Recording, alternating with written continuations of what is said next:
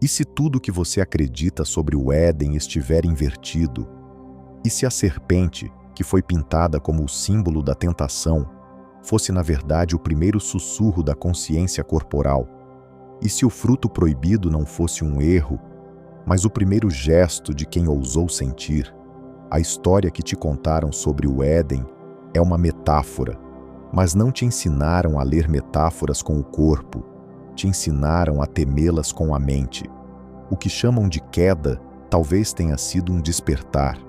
O que chamam de pecado original talvez tenha sido o momento em que o ser humano ouviu o próprio ventre pulsar.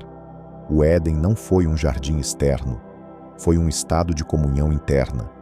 Antes da mente tomar o trono, o corpo era o templo. Cada sensação era sagrada, cada respiração um alento divino. Mas quando a serpente se levantou, quando o impulso vital serpenteou pela coluna e chamou para dentro, algo mudou. E ao invés de seguir o chamado, escolhemos o medo. Fugimos do sentir, da carne viva, da energia que sobe, e começamos a chamar de diabo aquilo que era apenas vida pulsando.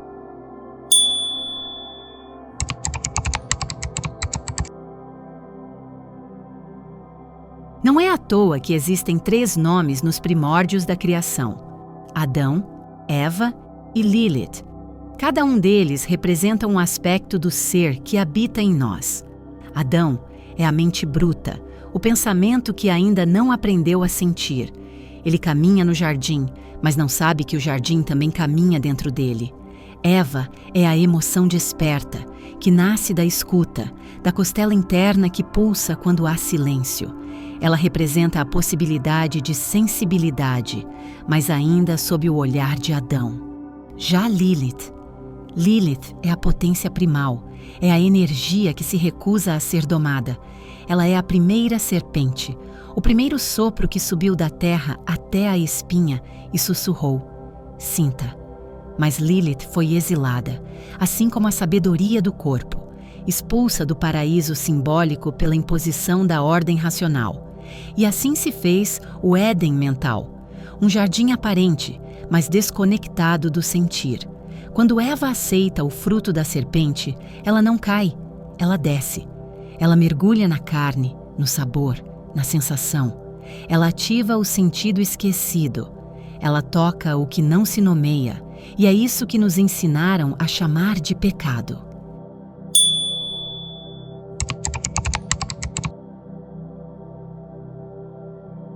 O fruto proibido era, acima de tudo, uma metáfora da interocepção.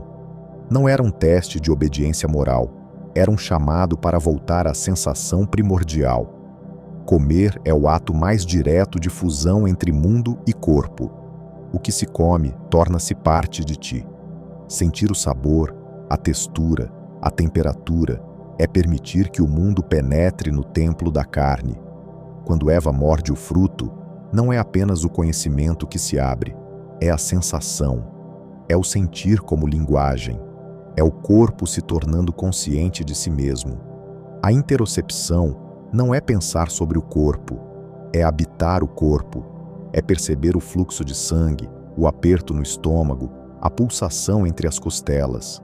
É ouvir, com atenção radical, o oráculo silencioso que vive em cada célula.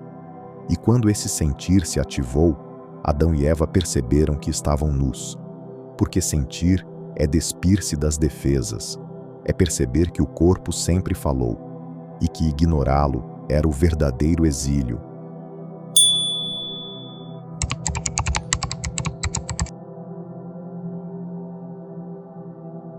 O exílio do Éden não foi uma punição, foi uma consequência da cisão. A mente, assustada com a intensidade do sentir, expulsou o corpo da própria presença. Adão e Eva não foram lançados para fora de um jardim geográfico. Eles foram afastados da inteireza.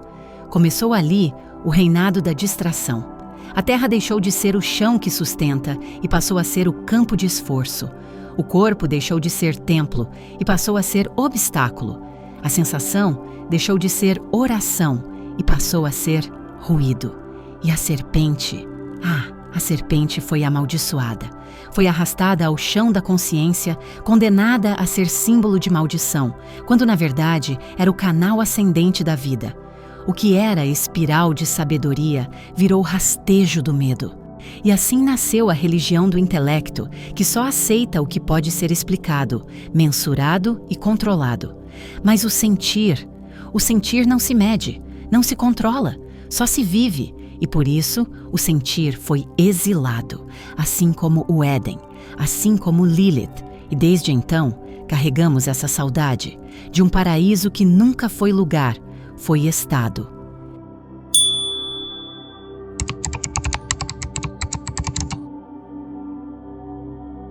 Talvez o Éden nunca tenha sido perdido. Talvez ele apenas tenha se fechado como um casulo à espera de quem ousasse voltar a sentir. Talvez a queda tenha sido necessária para que um dia escolhêssemos o retorno não como imposição, mas como despertar. A interocepção não é um dom raro. É o direito de todo ser vivo. É o caminho de volta ao centro. Um caminho que não se percorre com os pés, mas com o ventre, com o coração, com o ouvido que escuta o que não tem som, com a pele que reconhece o que nunca foi dito. Voltar a sentir é como reabrir o portão do Éden por dentro. Não se trata de religião, nem de dogma. Trata-se de presença, de saber onde você está, sem se perder no que pensou que fosse. O corpo não é um obstáculo para o divino. O corpo é o altar. A serpente não é o erro. A serpente é o movimento. O sentir não é fraqueza. O sentir é sabedoria. E quando você escuta, tudo começa a florescer de novo. A árvore está viva. O fruto ainda pulsa. E a chave sempre esteve dentro.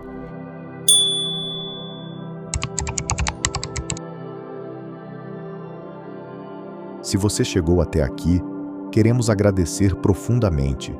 Sua atenção é sagrada e, por isso, queremos te oferecer algo mais. Um pequeno conto. Era uma vez um viajante que passou a vida procurando o Éden, cruzou desertos, navegou mares antigos, escalou montanhas que tocavam os céus. Em cada templo, perguntava aos sábios: onde está o jardim que foi perdido? Alguns apontavam para estrelas distantes, outros entregavam livros, mapas, regras. E o viajante seguia. Um dia, exausto, caiu ao pé de uma figueira solitária. Não tinha mais perguntas, não tinha mais forças. Então, pela primeira vez, fechou os olhos e escutou. Escutou o som do próprio coração, o calor da respiração, o leve formigar entre os dedos. Escutou o corpo como quem escuta uma terra sagrada. E foi então que viu, não com os olhos de fora, mas com os olhos de dentro, viu a árvore, viu o fruto, viu a serpente. Tudo ali, dentro, sempre esteve ali. E compreendeu, enfim, que o Éden não era um lugar perdido, era um sentido esquecido, e que todo exílio terminava no instante em que alguém escolhia sentir.